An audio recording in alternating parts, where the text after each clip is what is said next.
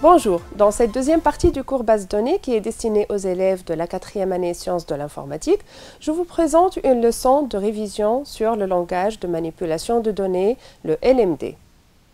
L'objectif de cette leçon est d'être capable d'écrire des requêtes SQL en utilisant des commandes du langage de manipulation de données, le LMD. On a vu dans la vidéo précédente le langage de définition de données, le LDD, qui permet de définir les objets, les liens et les contraintes d'intégrité d'une base de données. L'objectif maintenant est de s'intéresser au langage de manipulation de données, le LMD, qui permet de manipuler les données ou les enregistrements d'une base par les utilisateurs. Après avoir défini et créé les tables et les relations ainsi leurs contraintes d'intégrité avec le langage de définition de données, le LDD, on peut mettre à jour ou rechercher des données dans une base de données grâce au langage de manipulation de données, le LMD. La mise à jour des tables peut s'effectuer par l'insertion de lignes, la suppression de lignes ou la modification des lignes. Comme on peut aussi rechercher et afficher des données. Pour mettre en évidence toutes ces notions théoriques, on va faire une application.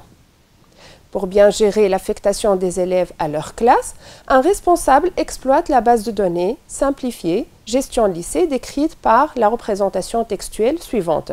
On a la table classe et la table élève. Notez bien, sachant que toutes les colonnes sont de type chaîne de caractères, sauf la colonne âge est de type entier. Voici les questions de mise à jour, insertion, suppression et modification qu'on va les traiter chacune à part. Commençons par la première question. Écrire la requête SQL permettant d'insérer un nouvel élève dans la table élève. Mais avant de faire cette insertion, on doit savoir la syntaxe générale pour insérer une ligne ou un enregistrement. Pour cela, on doit utiliser la commande insert into, le nom de la table, énumérer la liste des colonnes, values pour attribuer les valeurs de chaque colonne, puis indiquer la liste des valeurs et point-virgule comme fin de commande. Revenons à la première question. Pour insérer un nouvel élève, on doit écrire insert into élève, énumérer les colonnes à insérer, values, indiquer les valeurs à insérer. Si on veut insérer toutes les valeurs d'une ligne ou d'un enregistrement, on peut se dépasser de la liste des colonnes. Passons à la deuxième question. Insérer l'ID, le prénom et l'ID classe d'un nouvel élève. Pour cela, on doit écrire insert into élève, les noms des colonnes, values. Les valeurs à insérer doivent être bien ordonnées selon les noms des colonnes. Si certaines valeurs sont omises, alors les valeurs par défaut définies lors de la création de la table seront utilisées, sachant qu'on suppose qu'on n'a aucune contrainte sur ces colonnes. Voici les questions de suppression. Commençons par la troisième question. Écrire la requête SQL permettant de supprimer l'élève ayant un identificateur égal à 3. La commande delete sert à supprimer une ou plusieurs lignes existantes à partir d'une table. From précise le nom de la table. La clause where décrit la condition sur laquelle l'ensemble des lignes seront supprimées. Revenons à la question 3. Supprimer l'élève ayant un identificateur égal à 3. Donc on écrit delete from élève where id égale à 3. Pour la quatrième question, supprimer tous les enregistrements de la table élève. On écrit alors delete from élève. La clause where est absente, donc toutes les lignes seront supprimées de la table. Passons aux questions de modification. On commence par la cinquième question. Écrire les requêtes SQL permettant de modifier l'âge à 18 de l'élève ayant un ID égal à 3. Pour cela, on doit utiliser la commande update qui permet de modifier les valeurs d'un ou plusieurs champs, d'une ou plusieurs lignes existantes d'une table. La clause set définit les attributs dont on va modifier leurs valeurs et indiquer les nouvelles valeurs. La clause where précise le critère de sélection des enregistrements à modifier. Revenons à la cinquième question. Modifier l'âge à 18 de l'élève ayant un ID égal à 3.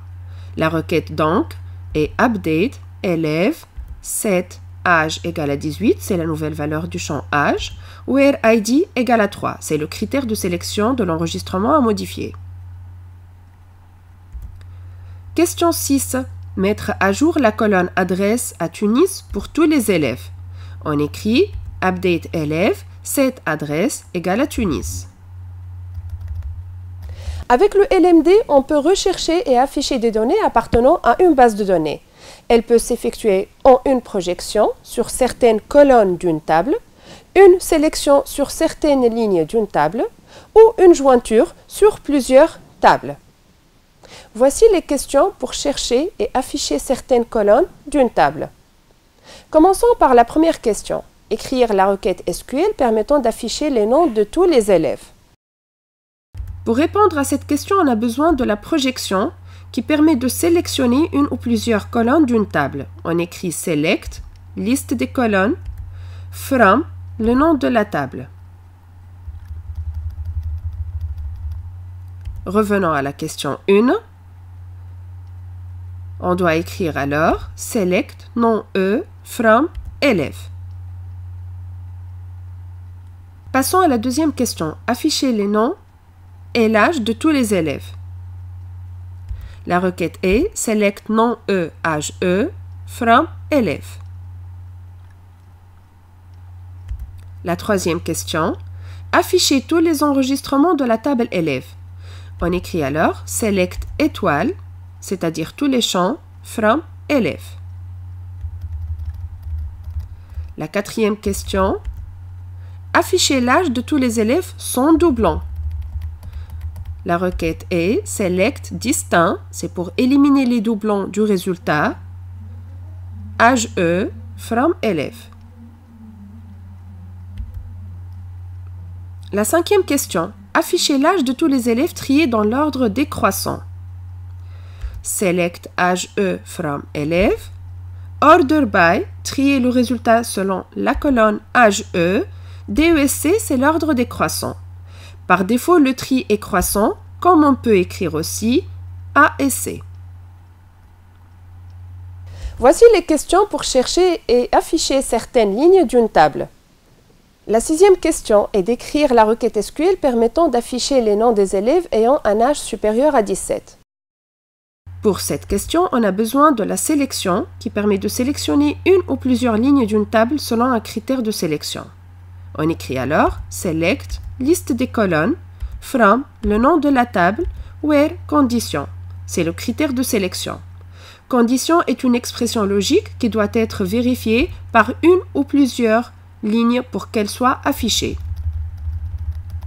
Dans l'expression logique, on peut utiliser les opérateurs de comparaison, l'opérateur between pour les intervalles bornes incluses, l'opérateur in pour les listes de valeurs, l'opérateur like permet de comparer deux chaînes, l'opérateur is null et is not null pour les valeurs indéterminées, et enfin les opérateurs logiques. Revenons à la sixième question. Afficher les noms des élèves ayant un âge supérieur à 17. On écrit alors select nom from élève where âge supérieur à 17.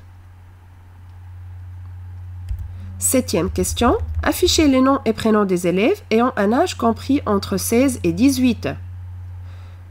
On écrit select nom prénom from élève where âge between 16 and 18.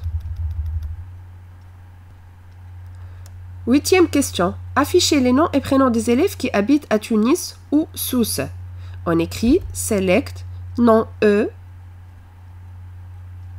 adresse from élève where adresse in Tunis Sousse. Autre écriture. Pour afficher les noms et prénoms des élèves qui habitent à Tunis ou Sousse, on peut utiliser l'opérateur in, comme on peut écrire adresse égale Tunis or adresse égale Sousse. Question numéro 9. Afficher les noms des élèves dont leur prénom commence par S. La requête est select nom from élève where prennent like s %. Le caractère pourcentage remplace un ou plusieurs caractères. Passons aux questions pour chercher et afficher certaines lignes de deux tables. La question numéro 10 est d'écrire la requête SQL permettant d'afficher la liste des élèves l'IPC, nom E, prénom E. Pour cela, on a besoin de la jointure. Pour sélectionner une ou plusieurs lignes d'une table de plusieurs tables, on doit utiliser la jointure. On écrit alors select, liste des colonnes, from, table 1, alias 1, table 2, as, alias 2, le mot as est optionnel, where, condition. La condition de jointure doit porter sur les colonnes en commun aux tables pour l'opération de jointure. Cette condition ne doit pas être confondue avec celle utilisée au niveau de la sélection. Revenons à la question numéro 10. On veut afficher la liste des élèves. L'IPC, nom E, prénom E. On écrit alors select, l'IPC, nom E, prénom E, from, élève E, classe C, where E.idc égale C.idc. C'est la condition de jointure. Passons à la question numéro 11. Afficher les noms et prénoms des élèves de la classe ayant comme libellé 4e Sciences Info 1. On écrit alors select nom E, prénom E, from élève E, classe C, where E.idc égale C.idc, c'est la condition de jointure, and l'IPC égale 4e Sciences Info 1, c'est la condition de sélection. Voici les questions pour chercher et afficher certaines valeurs calculées d'une table. Alors, on va écrire des requêtes SQL permettant de calculer le nombre d'élèves de la classe 4e SI 1. Certaines requêtes ont besoin de faire de calculs sur les lignes recherchées. Donc, SQL nous permet d'utiliser certaines fonctions de calcul appelées fonctions agrégats. Ces fonctions ne peuvent être utilisées qu'avec l'ordre select et en dehors de la clause where. Exemple de fonction. Count permet de compter le nombre de lignes. Sum permet de calculer la somme des valeurs d'une colonne de type numérique. Min, max permet de rechercher la valeur minimale ou maximale d'une colonne. AVG permet de calculer la moyenne des valeurs numériques d'une colonne. Revenons à la question numéro 12. Calculer le nombre d'élèves de la classe 4e SI 1. La requête est select, count étoile, from élève, where IDC égale 4e SI 1. Passons à la question numéro 13. Calculer le nombre d'élèves de la classe 4e SI 1 et renommer le nouveau champ par nombre élèves. On écrit select, count étoile as, nombre élèves. C'est l'alias de la colonne résultat. From élève, where IDC égale 4e SI 1.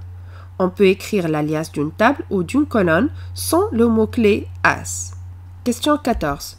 Afficher l'âge maximal et la moyenne des âges des élèves de la classe 4e SI 1. Select, max, âge E, AVG, âge E, c'est la moyenne d'âge, from élève, where IDC égale 4e SI 1. Voici maintenant les questions pour regrouper et afficher certaines valeurs d'une table. Traitons la question numéro 15. Afficher le nombre d'élèves par classe. Mais pour cela, on a besoin de la clause group by qui regroupe les lignes en une seule, ayant des valeurs dans une ou plusieurs colonnes issues de l'instruction select. On écrit select, liste des colonnes, from nom de la table, where condition group by sur laquelle s'effectue le regroupement. Nom de la colonne, c'est le nom de la colonne de regroupement. Revenons à la question 15. Afficher le nombre d'élèves par classe. On écrit select, IDC, count IDE, compte le nombre d'élèves. Nombre d'élèves, c'est l'alias de la colonne résultat. From élève, group by IDC. Et vous voyez bien le résultat.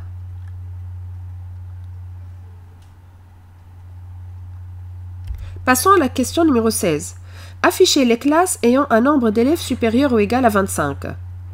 On écrit select, IDC, count IDE, nombre élèves, from élève, group by IDC.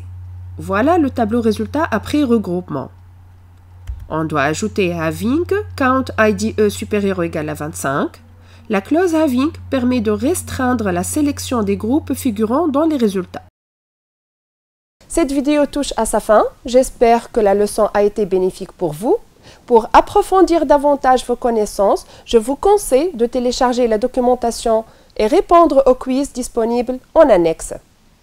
Je vous souhaite une bonne continuation pour la suite.